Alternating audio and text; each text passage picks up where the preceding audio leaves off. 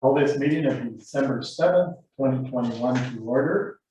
We will stay seated for a moment of silent reflection.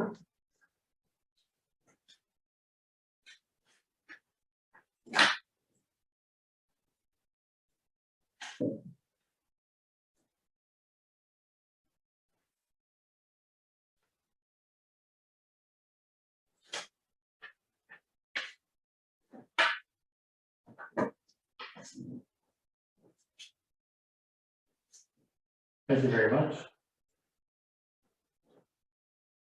We'll move on to the mayor's address.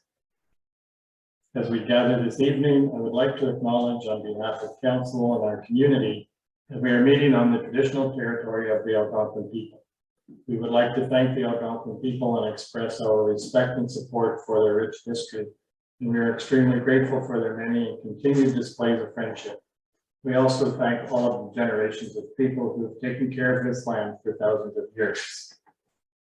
On behalf of myself and council, I'd like to extend our thanks and appreciation to Donovan and Amanda Well from the Cottage Cup for hosting the tree lighting event and supplying the cronuts and hot chocolate. In addition, I want to thank our fire department volunteers for their support of the event, hanging the lights, putting on the bonfire, and showcasing the municipality's new pumper truck. And also Pembroke Crane for their donation of equipment and time to help decorate the Christmas tree. It was a great turnout and everyone enjoyed the live music by Julie LaRock, visit from Santa Claus, and community connections with friends and neighbors. On November 30th, 2021, council and staff had the pleasure of presenting our Olympian Melissa Bishop with a handcrafted Christmas decoration in recognition of her participation in the 800-meter competition at the Tokyo Olympics. On November 17th, 2021, I attended the first annual Day of Care and Healing. This was a collaborative effort between the mental health team of the Algonquins of Pequotnagon First Nation and Victim Services of Brentford County to honor and commemorate victim and survivors of crime. On November 18th, 2021, I attended the Indigenous Community Awareness Training that was provided by AMO. Both of these events provided insight and awareness of the generational trauma that our Indigenous communities have had to endure and the healing that is necessary. On November 18th, 2021, I attended the Shaw Woods Outdoor Education Center meeting at Shaw Woods. Work to remove beech trees that are dying as a result of beach bark disease is scheduled for January. Signboards explaining why and how this work is being done will be posted at Shaw Woods and on the Shaw Woods website. 44 new number trail location signs have been installed and 5,000 newly updated full color Shaw Woods Outdoor Education Center brochures are available for distribution to various sources. The full report is attached as information. On November 19th, 2021, I attended the opening welcome for the 9th annual Early Childhood Education Professional Day. And on November 24th, 2021, I attended County Council and also the Ottawa Valley Waste Recovery Center meeting. Summary reports are attached as information.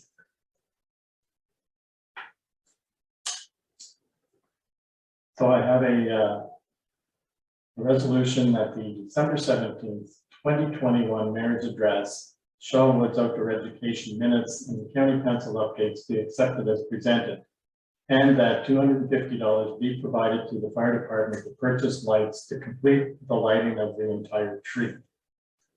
And I'm going to move in a second. Moved by Councillor Reggie Schoenfeld, seconded by Councillor Robinson. Comments or questions? Seeing none, Councillor Burnt. Yes. Councillor Buckhold. Yes. Councillor Robinson. Yes. Councillor Reggie Schoenfeld. Yes. And yes. It's carried. Thank you.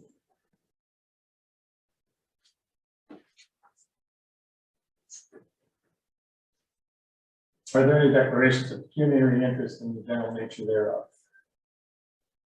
I see none. So move on to the adoption of the minutes. And a motion that the November 16th, 2021 regular minutes be accepted as presented. Can I get a mover to second, please? Moved by Councillor Burns, seconded by Councillor Buckhold. Any additions, corrections, or omissions? Seeing none, Councillor Burns. Yes. Councillor Buckhold. Yes. Councillor Robinson. Yes. Councillor Schoenfeld. Yes. And yes, it's carried. Thank you.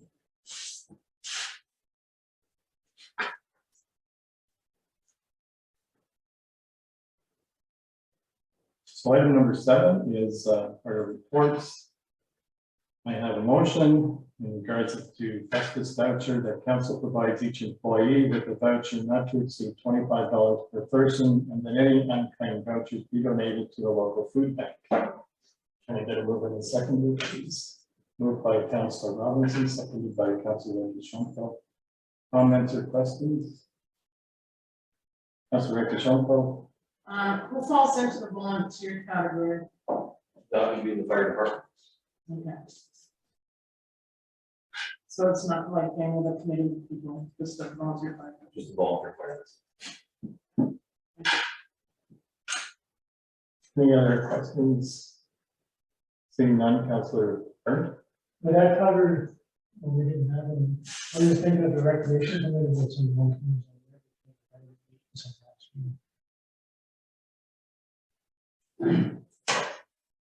Councilor Burnt. Yes. Councilor Buckland. Yes. Councilor Robinson. Yes. Councilor Deschamps. Yes, And a yes, carried. Thank you.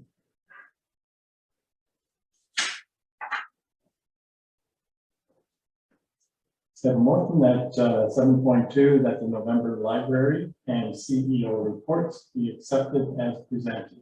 Can I get a mover and a seconder? Moved by Councilor Burnt, seconded by Councilor Deschamps. Any comments or questions? Seeing none, Councilor, oh, sorry, Councilor Deschamps. I was just wondering how they define an active versus a inactive. Like an active patron, what's an active patron, would you say? Like, does that mean they've gone to the library like 5 times or 6 times? No, so it's based on the membership, because you have to renew your membership. Okay, thanks. Councilor Burnt. Maria, I just read a voucher about grain farms to raise funds. One thing maybe that we try to chase these. Oops. It's considered chance. So I think that's one of the reasons why we lost a lot. Okay. So one of the things that we're planning to do is send out asks to the patrons, and also get that in with the tax letters, because that's sort of one.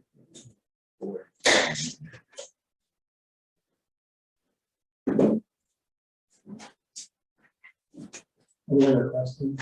Just one comment. Yes. The silent auction, Yes. there's also the one that was done just recently, is also very well received. So, a lot of activity.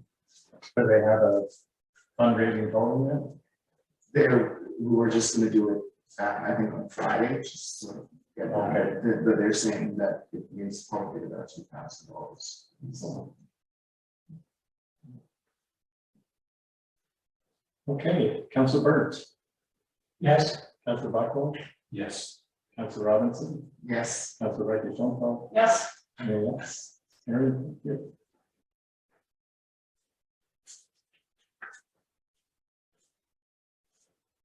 Item 7.3 is the 1-2-3 green program.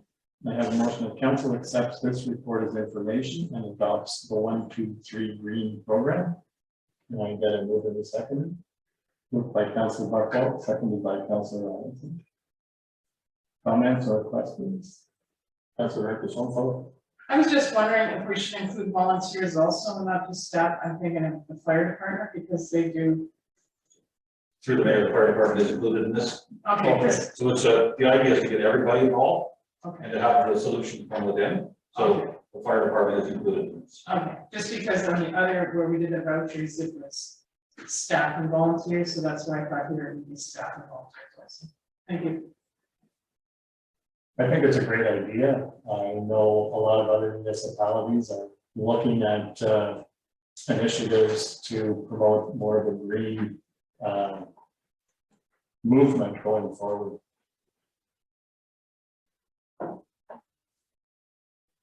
So I'll call the vote. Councilor Burns, Yes. Councilor Buckland, Yes. Councilor Robinson, yes, Councilor Deschamps, Yes, and yes, that's very good.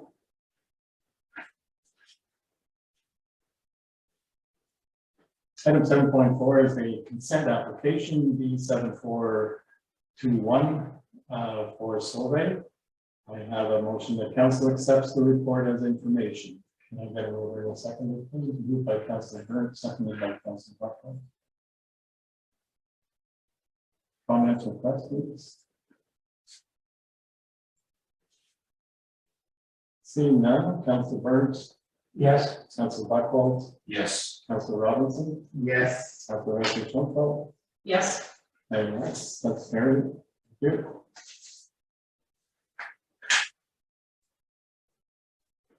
Item 7.5 is consent application B 104-21 for Pellerin. I have a motion that council accepts the report as information, and I got a mover and a seconder, moved by Councilor Buckland, seconded by Councilor Burns. Comments or questions? Councilor Schunfeld. in the report, in the last paragraph, it says, the planning concerns were identified and consent application was granted with the condition that applicants enter into a development agreement. I'm just wondering what that is and is it extensive? So through the mayor, I'd have to say that that information can come back to the next meeting because Ms. Mandeville created this report, so I really don't have any information on what this particular one is. What the extent of it would be. Thank you. I can provide a little information because I asked the same question of Ms. Mandeville, and she said because normally you're allowed 5 severances, and because it's now over the 5, they have to enter in the development agreement with the county, and it's just part of the process for the granting over the 5 severances. I thought that's maybe what it was. The other, do you know, is that like is there a fee associated? I don't know if there's a fee, like she would have to provide that information. Yeah, thank you. Any other questions? Councilor Burns, Yes. Councilor Buckland, Yes. Councilor Robinson, Yes. Councilor Schunfeld. Thank you.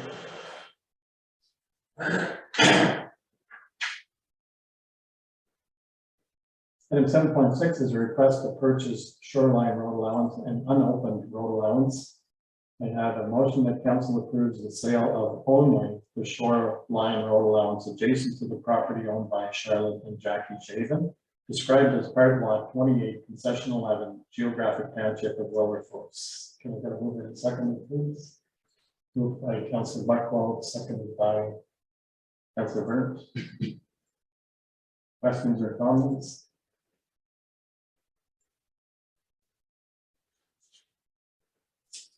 Seeing none, Councilor Burns, Yes. Councilor Buckland, Yes. Councilor Robinson, Yes. Councilor Schunfeld, Yes, and a yes, it's carried. Thank you.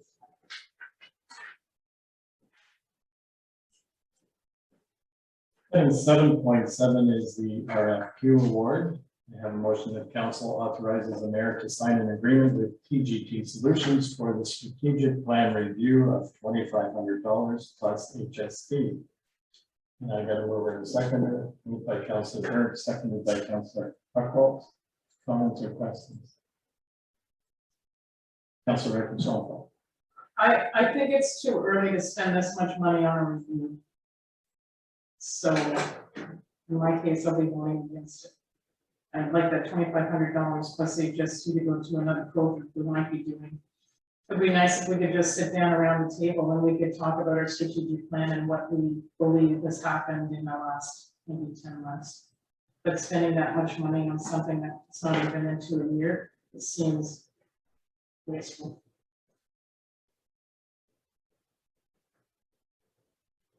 Any other comments? I guess would add that I think it's good to have a third party take a look at it. Just, it's a great measurement of the progress we've made. Yes, we probably have an idea ourselves as council, but it's, I think, nice to have a third party look at it to see how did we follow the objectives? Are they complete? Are they in progress? Or have they not started? And I think helps us make some decisions for budgeting moving forward. Anyway, I will call, yes, Councilor Roberts. When is this targeted to, be completed, this review?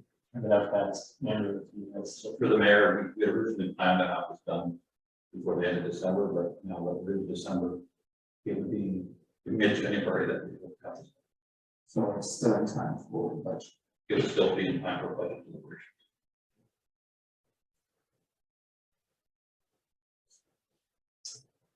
Oh, Councilor Byrd, No, Councilor Buckland, Yes. Councilor Robinson, Yes. Councilor Wright Schoenfeld. No, Yes, that's carried.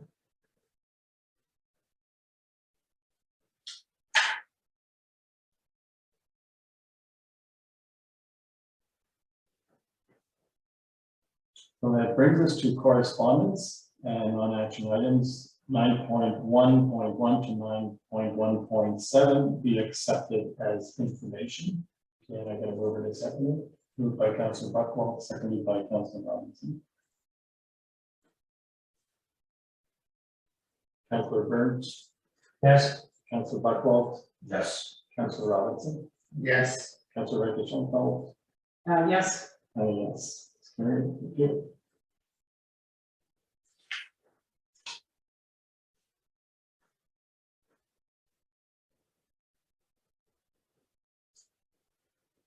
Item 9.2.1 is table. We've been missing a page on the agenda, but I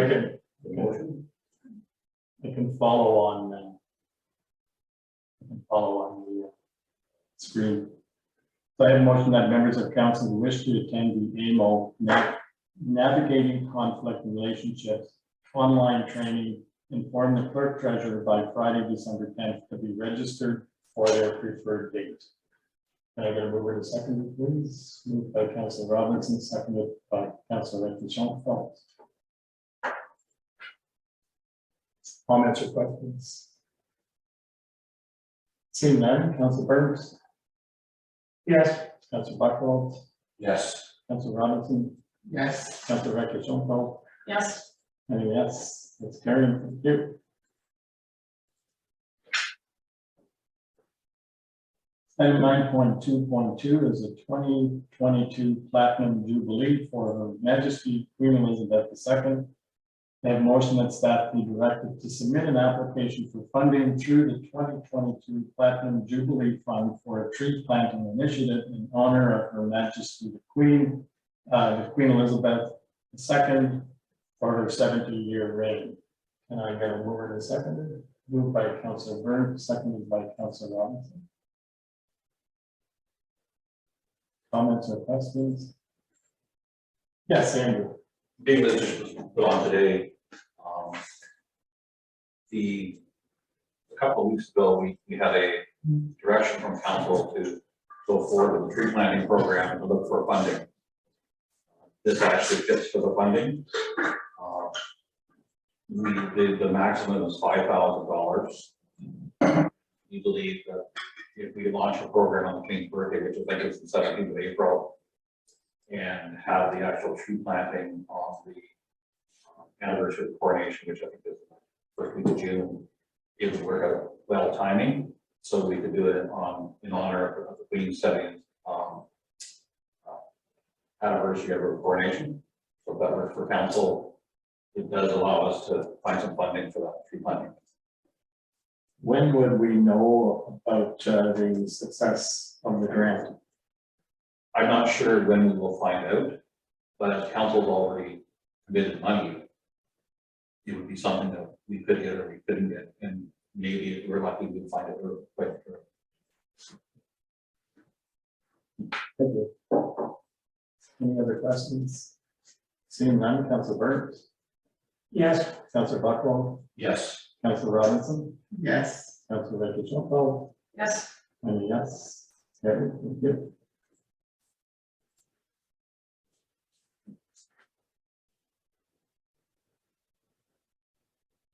I have a motion Item 13.1, which is the Joint Municipal Physician Recruitment and Retention Committee at the September draft Joint Physician Recruitment and Retention Committee minutes be accepted as presented.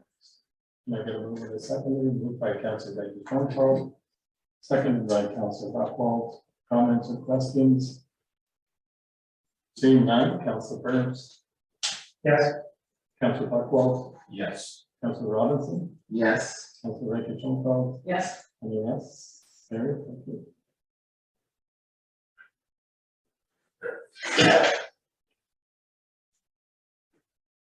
And 14.1 is the vaccination policy.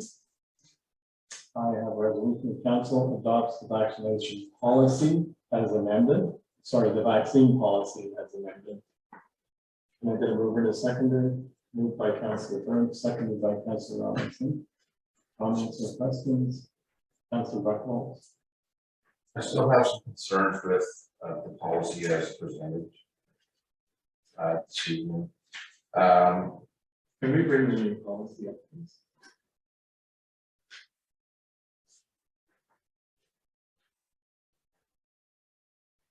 Basically, the policy still requires that all current staff and all future staff are required to submit proof of vaccination condition of prior employment. I'm just not comfortable with that as a requirement.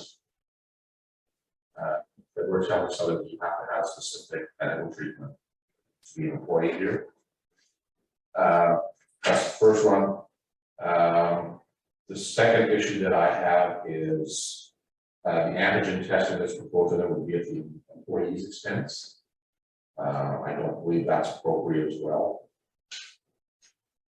And the one that kills it for me is we still have penalties in here, which is basically places a member on unpaid leave of absence for refusing the medical treatment. And to me, that one's a deal breaker. I'm not prepared to restrict somebody's employment, either current or future, by making them bow to our desire for medical wishes. I've seen people have to make that decision between taking a treatment that they really didn't want and didn't feel that they needed, and basically did it to keep their job. And I don't believe that that's right, and I don't believe that's within our moral authority to impose on our workers. Any other, Councilor Richardson? so the policy scope, it would be nice to have said volunteer firefighters. I know they're volunteers, but I always see volunteers as people, let's say, on the rec committee or people on the gristmill, the Wilkins Trail, as those as committee, as volunteers. And then I also have a problem with the fact that in some cases, they're only asking people to test once a week. And then I do have a problem with the making the employees pay for it, simply because one time when we were doing some budget deliberations and we were talking, we're like, we don't want the employees to go home with less money than they had before. So in this case, we're asking them to buy the test, and the test is expensive. So if the person decides they want to work here, they're going to be out of pocket. And I'm not sure if we're still getting COVID monies, but to me, I'm definitely against the part where we're asking our employees to pay for a test. Actually, and it's up here now on testing, it says at the bottom, testing will be paid by the employer until March 26th. So it will be paid and reviewed, I guess, after 26th of March. Yes, and So just information on that. The province, and I know things are fluid and change, announced that the bulk of their restrictions would be taken off on the 26th of March. And that's why that date came up. And council did ask for the paid testing. Also in the policy, we scroll back up, it's every 2 weeks for the testing, or as directed by the treasurer.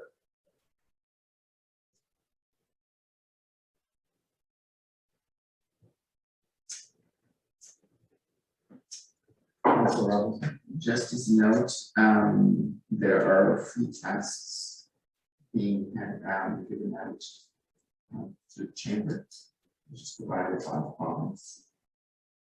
So it's just a matter of picking those up and using that Where would they pick them up? at the chamber. In Pembroke?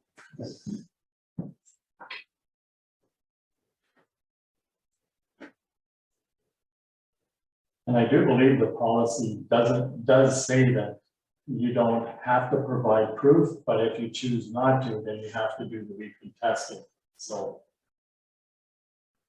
It's not forcing somebody to have to submit the test. I think, yeah, Sorry. Yours? Whoever may recognize. So my problem still is the fact that we don't know what's gonna happen on March 26th, and we pass a policy, and then there's no recourse by saying, well, now you guys have to pay, it's after March 26th. I mean, we're looking into the future there, and we don't know why that date is there, and we do know, like, from past practices where they said things are gonna open up, and then it was delayed because the number of cases and things were supposed to happen, and it was once again, but I mean, why put a date in period? To answer the council's question, item number 10 amendments does say that the policy will be updated based on the evolving nature of the pandemic. So if things change, the dates change. But to me, if testing is required, testing is required, so, I mean, why even put, just say that the test will be covered by the employer? I don't think you even need a date in there. If things do change and all of a sudden the next never around, then we don't have to get them tested all the time. Or then we go from 2 a week to 1 a week. I mean, we can make that decision. I don't think putting that date in there is necessary. yes, So for the mayor, staff can just eliminate that data if required. Councilor Robinson? I know that section 10 does say that it will be reviewed, but it's almost, I would like whatever the motion is recommended, that if it's included in there, that it is expected to be brought back to council. And further that, I think it's really important that we put a date in, that we're going to review it, not just when. We could say the beginning of May, we could say March the 26th. It's important that we actually have a fixed date, so then we can say, today we're reviewing our COVID policy, as opposed to just leaving it open-ended. Andrew? So through the mayor, and I know there's disagreement with whether we should have a policy or not have a policy. It is proven that we do have a policy, that's the medical law, so health has told us. The policy presented, and we did mirror slightly the counter appropriate percent of county's policy. We put a couple of things in there, but for example, essential services, emergencies, so the fire chief and the public works superintendent bring staff in without having testing. What I'd suggest to council, this would be some sort of a comfort and compromise for council, is put this policy in place as it stands for a 2-month period with a review as the council said would be. And basically there's no cost to employees through this period. And if it's something that things have escalated, then continue. But if it's not, and council wishes to change, then you've got 2 months to think about it. So we could make the date our April meeting date, regular meeting date, whichever that may be. I would suggest that it, because of the, and I'm not trying, I don't mind going longer, but I suggest because of the discussion that council has, make the date at 2-month intervals if you want to do that, to put 2-month intervals. And then council has the ability to visit this every 2 months.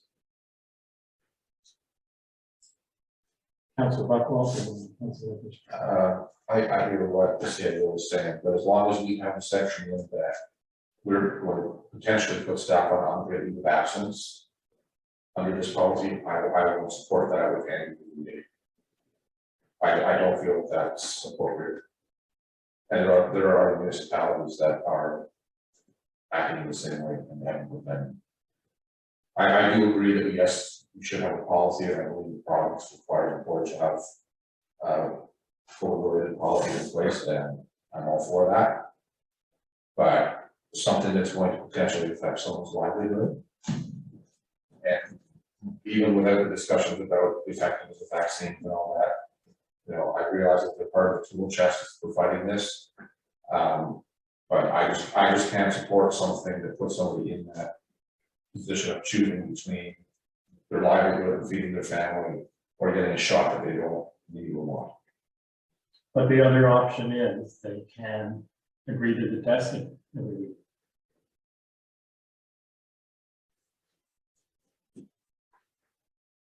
They can make the choice not to get the shot, they can make the choice not to submit their vaccination information, but then they have to do the weekly testing. Actually, the way this policy is written in section 7, that's not what it says. It said that they have to provide proof of first and second vaccination doses, vaccine hesitancy training, submission of rapid antigen test results, and request an accommodation, which means that under interpretation, you would have to do all 4 of those things. The way that the policy is written.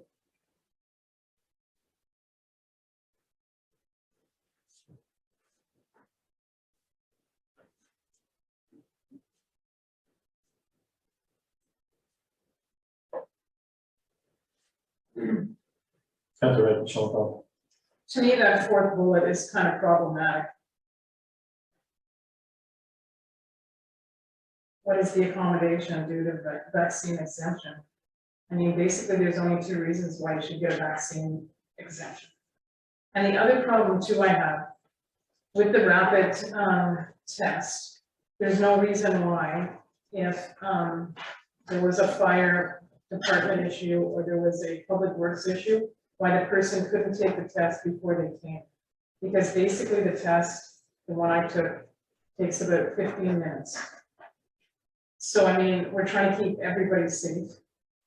So to me, if we went ahead with the policy, there shouldn't be, well, if it's an emergency, then we don't have to worry about it. To me, the firefighters should be taking the test bi-weekly because we never know when there will be a fire emergency, or an emergency that's not a fire, but still an emergency.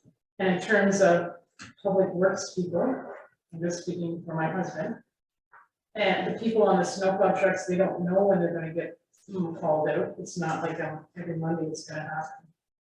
So to me, everybody who's not vaccinated should be taking the rapid test if we choose twice a week, or if we decide once a week, but everybody should do it.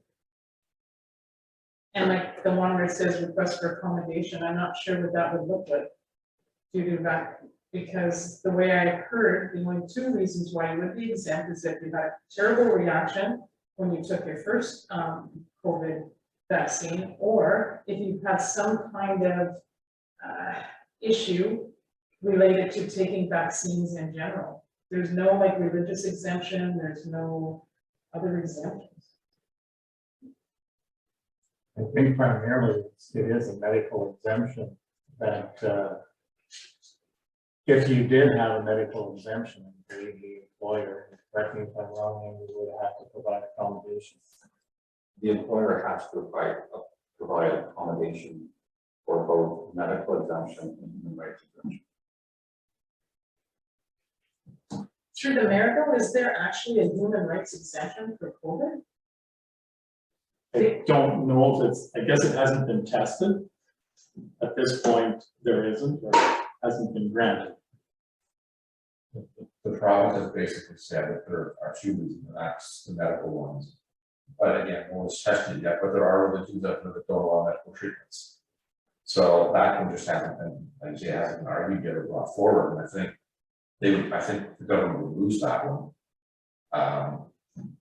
Based on decisions that have been made in the past about people not giving their children medical treatments, even though they put them in big danger. That's right, Michelle. But through the mayor, that's something for the government to decide. It wouldn't be our township or municipality or Frankfurt County. That's something that's way beyond us.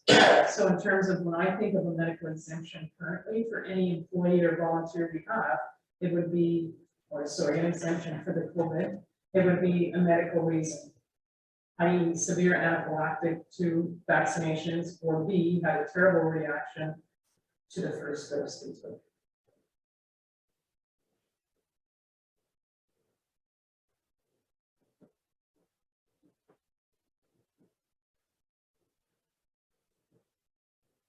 So I guess, well, and just in response to Councilor Buckwell's comment about enforcement, I do believe it has to have enforcement, because if somebody shows up at work with symptoms and they're working beside somebody, and I mean, the person they're working beside has no idea whether or not they're vaccinated, there has to be some mechanism that the employer has to manage that situation. Yes, Councilor Buckwell. And trying to see where I saw it, but I believe there was a section in here about someone showing up with symptoms.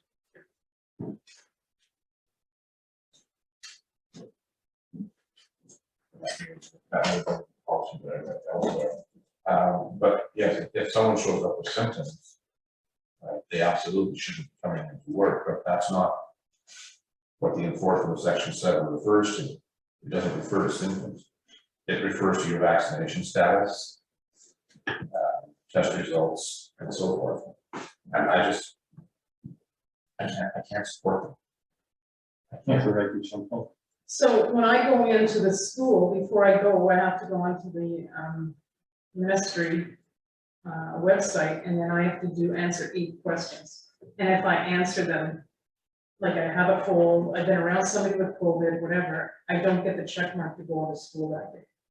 So I mean, if we're worried about someone, let's say not disclosing the fact they're sick, maybe we need them to do a checklist, something similar to what we fill in at the beginning of every council meeting. I know my son Jordan goes to the hospital every day. He has to fill out a checklist, and if he doesn't pass it, he doesn't go to work. If we're trying to prevent somebody coming into our township, working when they should be at home because they're sick. I see, and I think it's important that we have a vaccine, and that somebody's telling us we need to have one. We've got to make sure the one that we have works for everyone. Yes, Just for information for council, staff have been filling out the daily sheet for more. And through the mayor, I didn't know that, and simply then we shouldn't have somebody coming to work sitting beside somebody that is sick, because that would be taken care of there. Councilor Buckwell. So through the mayor, a question for staff. So if staff have been self-monitoring themselves before they come into work and doing the same checklist questionnaire that we do as we come in, have we had any issues with infections within the workplace? Without identifying any individuals, have we had any? So through the mayor, there have been no COVID proven issues that we've had at this workplace. So my comment from there would be that, yes, we need a policy, but I don't think we need to have a policy that threatens to basically send someone home if they don't comply. I think we can find a policy that simply says the township endorses and recommends that staff get vaccinations. But I'm thinking back to something that happened in our first year when we had a tree canopy bylaw that had no restrictions in it, and we couldn't get that passed without changing it. Something that put no restrictions on anybody, but here we are considering a bylaw on our own people that's going to send them home without pay. I just can't fathom that. I really can't. In this day and age, with the information that's out there, we know the precautions that work. We know that personal protective equipment and infection control practices, infection control equipment, it works. We know that what we've done so far in the workplace here is working. So why would we put something in place that's potentially going to penalize staff for exercising their rights on their own medical care? It's only enforcement in the event that they don't want to get they don't want to provide proof of the vaccination, they don't want to provide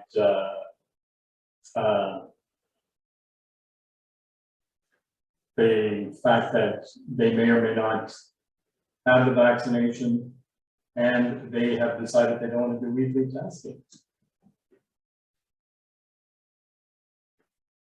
It's not like we're taking away their choices.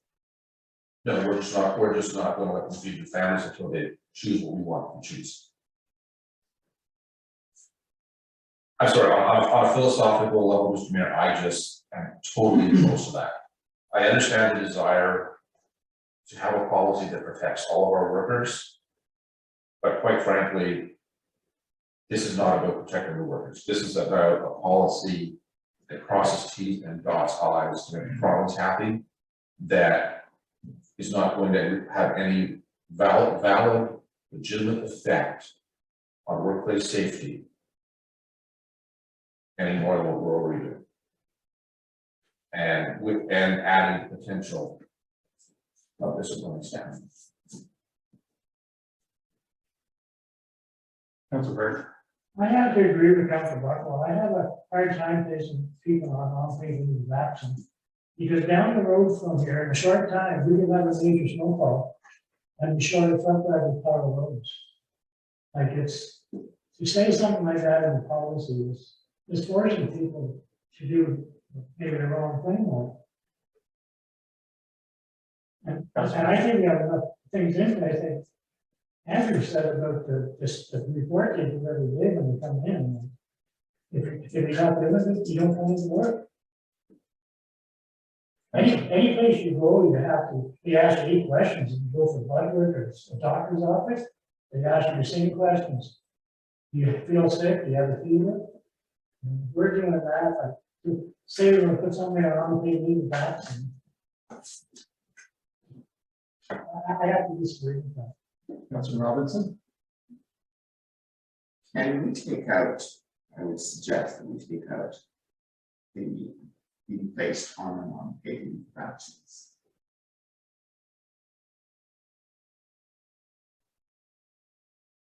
Because that's the fundamental issue. Because if a person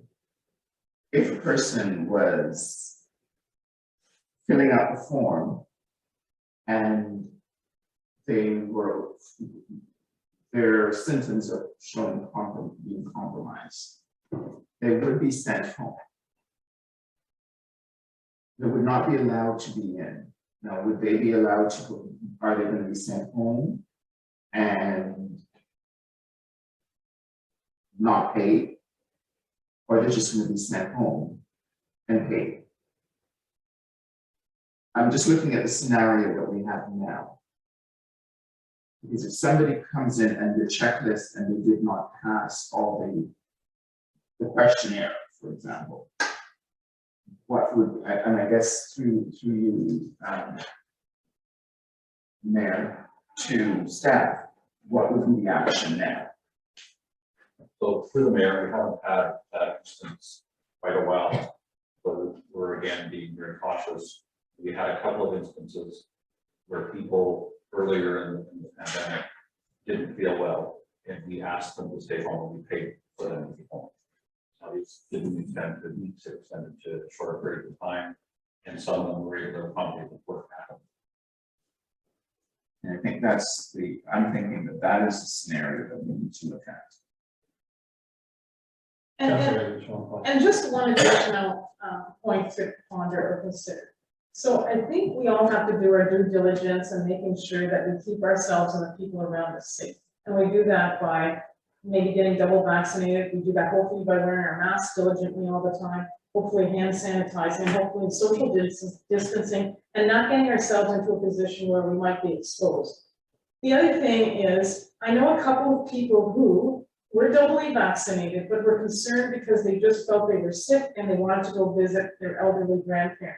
They actually bought the test just to see if they did have COVID or not. I'm saying as another point to ponder is, and now they're going to send home hopefully all students at Christmas time with some testing kits, right? Is maybe we have to make kits available to all our employees. So I'm not feeling so good. Maybe I could have been exposed to COVID. Maybe I take the test, you know, and then maybe I'm negative. But I just think we're gonna spend lots of money on this, something that maybe we could still keep ourselves safe. We could provide tests for the people, and I'm not feeling good. Let's take the test. No, I'm okay, it's just a cold, and then we go. You know, we have to feel that all the employees here and ourselves are honest and trustworthy and have integrity. So we don't want to abuse the system, nor do we want to put anybody else at risk. So now it's like Big Brother, where we're telling our employees what they need to do, and if they don't do that, then there's going to be a major consequence. You know, and I agree with Councillor Buchwald. It just feels like we're being the heavy here, and should we be the heavy? No, we shouldn't be the heavy. Everybody should be working together. And maybe there's other ways we can work together, providing tests for people to take home, so if they're already filling out a piece of paper saying, you know, yeah, I'm feeling sick, no, I'm not feeling sick, yeah, you got the green check mark, you're ready to go. Yes, Andrew. So I would just recommend the council, because you're discussing item 7, enforcement. That you pass the policy and exclude item 7, and this instruct staff to bring back an enforcement policy component. To another meeting, then you at least have your policy in place.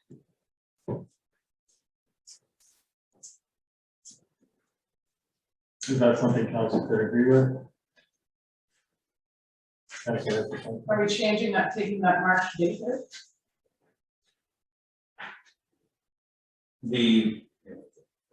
Go ahead, Councilor.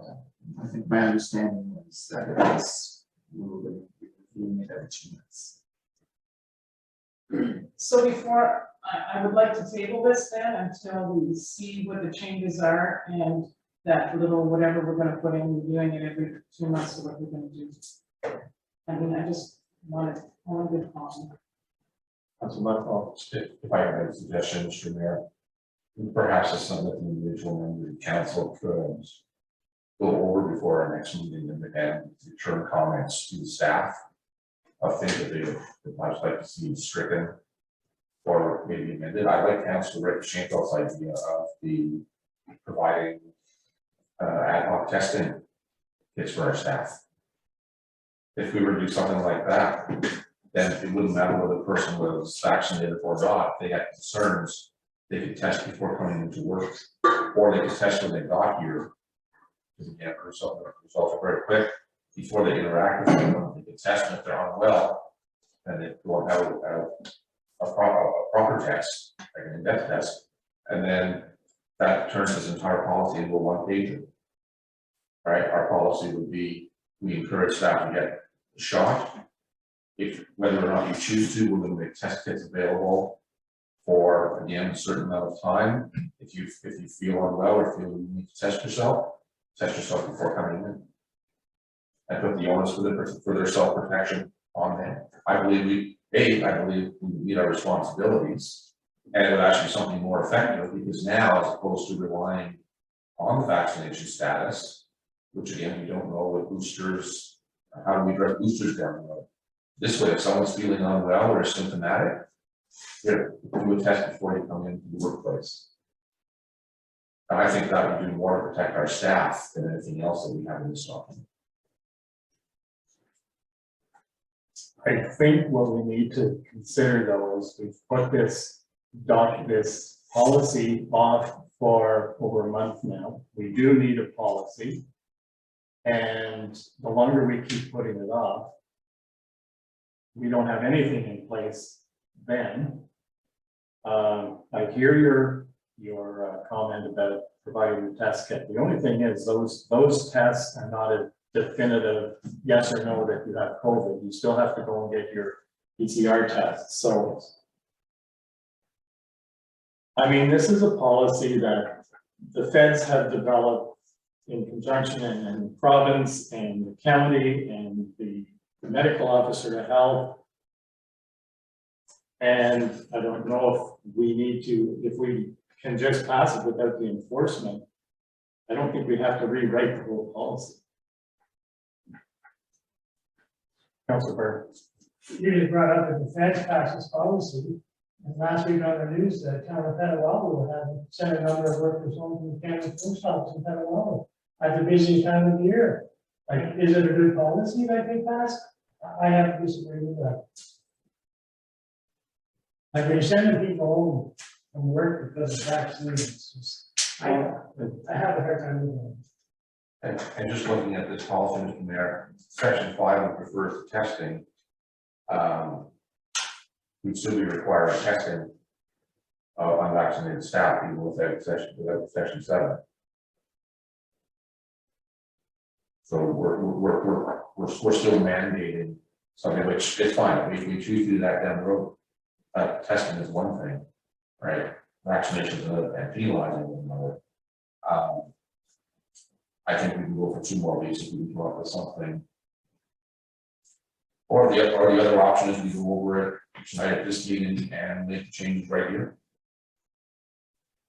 If we can also agree on the changes. But I know from my perspective, this bylaw, I'm not going to go for it. Sorry, it's passing. I would, for myself, I would go for it if no stuff is taken out.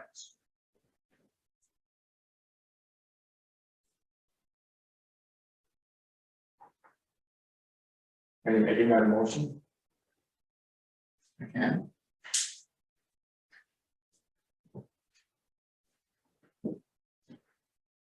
Friendly amendment, section 5 as well. The section 5 is basically what we've been talking about, which is basically doing the rapid antigen test. Yeah. So that I think should stay in. On their own time at their own expense. Not at their own expense. We already agreed we would pay for it. Yes. All right, just the other. Yes, so that needs to be taken out. Because the tests can be delivered free through the province. That's a revision. So what I would like personally is the dropping of number 7 and switching the wording in number 5. Okay, which would somehow include that we are going to look this over at certain periods of time, with defined time, like, you know, whenever we decided that. Well, we decided that this would be every 2 months. But I'd like it written down. Yes, I understand. That's part of the motion. That this policy would be written 2 months. So you've moved to amend 5 and remove 7. That's correct. Do we have a seconder for that? Just like through.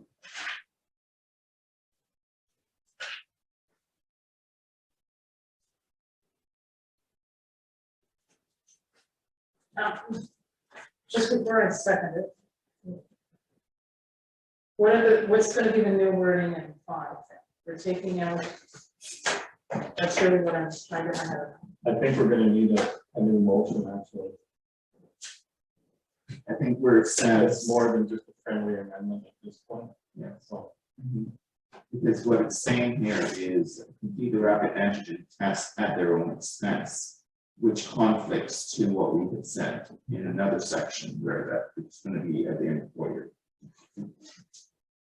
but it does say right at the bottom, testing will be paid for by the employer. Okay, so it's just that it's Testing will be paid by the employer and reviewed every 2 months. yes. Which sort of speak to both of those. That would be.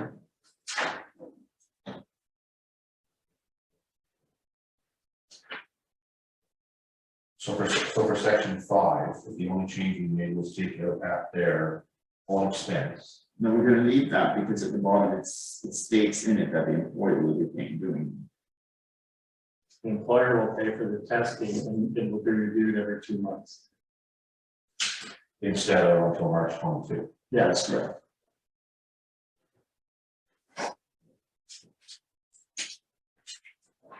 And deleting section 7 in its entirety. Yes.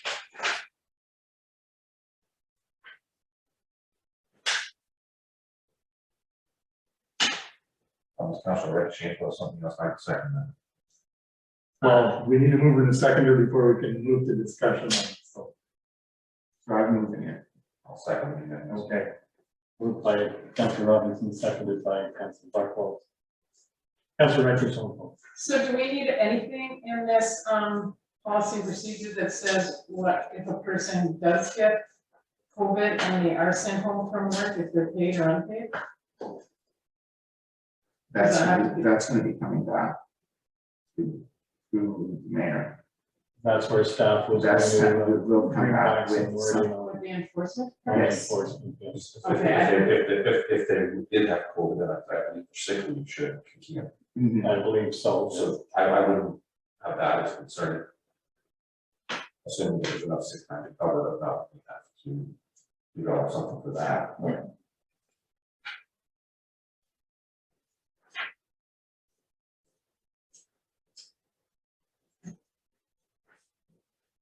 You're working on some wording, Andrew?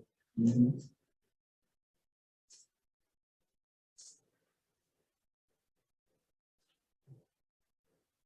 Yes. And Councillor Buckles. just a question, are we still going to continue that any new employees have to provide proof of vaccination as a condition of hire? Are we making that requirement? I believe we are. I believe that be important to do.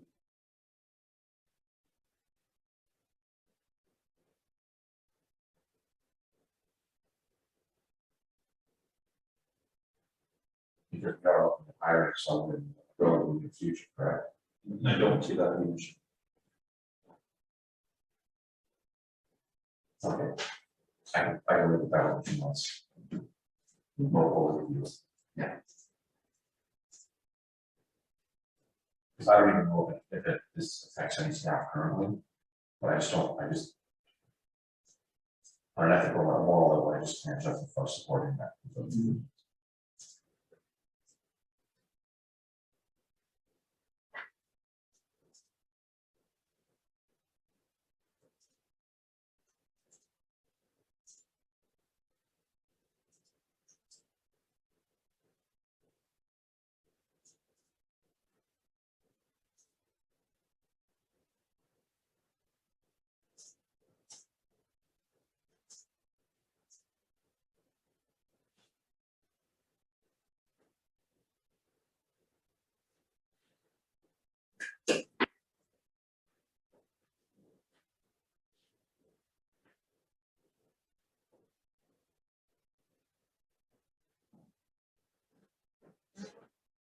So Laura, you have the mover and seconder for this new resolution then?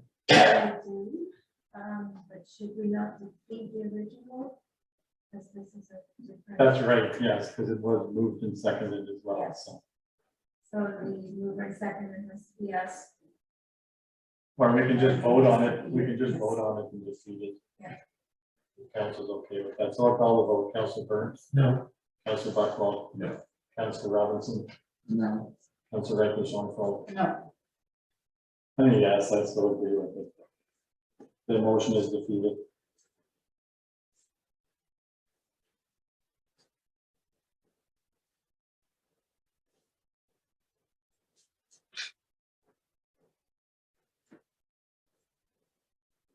For the new resolution that was moved by Councilor Robinson and seconded by Councilor Buckles, reads that council adopts the vaccine policy as amended with the removal of section 7.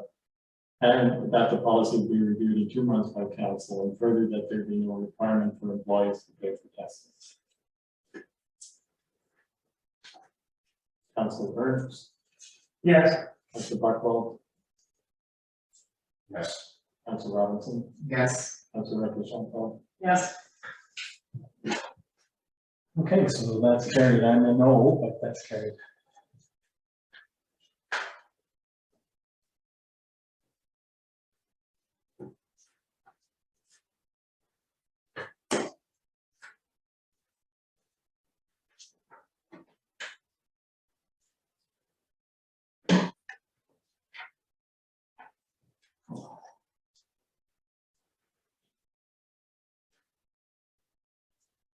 So 9. Sorry, where are we? 9 point, or we're at 15? Okay. So I have a motion that council go into closed session at 8:00 p.m. for two personal matters about an identifiable individual, including municipal or local board employees. One, a proposed or pending acquisition or disposition of land by the municipality or local board. And one, the purpose of educating or training the members. Can I get a mover and a seconder? Moved by Councilor Ricky Schoenfeld, seconded by Councilor Buckwald. Councilor Burns, Yes. Councilor Buckwald, Yes. Councilor Robinson, Yes. Councilor Ricky Schoenfeld, Yes. and a yes, that's carried. Good. So I have a motion that council comes out of closed session at 9:05 p.m. And I'm going to move in a second, moved by Councilor Buckwald, seconded by Councilor Robinson. Councilor Burns, Yes. Councilor Buckwald, Yes. Councilor Robinson, Yes. Councilor Ricky Schoenfeld, Yes. and yes, it's carried, thank you. We're now closed. I have a motion that staff contact the new member applicants as discussed in closed and invite them to become members of the Recreation Committee. I'm going to move in second, moved by Councilor Ricky Schoenfeld, seconded by Councilor Buckwald. Councilor Burnt, Yes. Councilor Buckwald, Yes. Councilor Robinson, Yes. Councilor Ricky Schoenfeld, Yes. and yes, that's carried, thank you.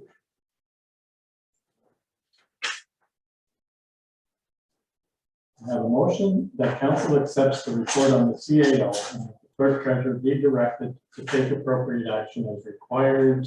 Can I get a move in a second? Moved by Councilor Robinson, seconded by Councilor Buckwald.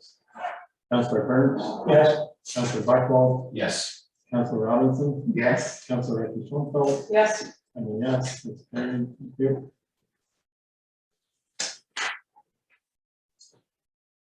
I have a motion that council directs the CAO to proceed with legal action as directed in regard to land acquisition. I'm going to go over to second, moved by Councilor Ricky Schoenfeld, seconded by Councilor Burns. Councilor Burns, Yes. Councilor Buckwald, Yes. Councilor Robinson, Yes. Councilor Ricky Schoenfeld, Yes. and yes, it's carried.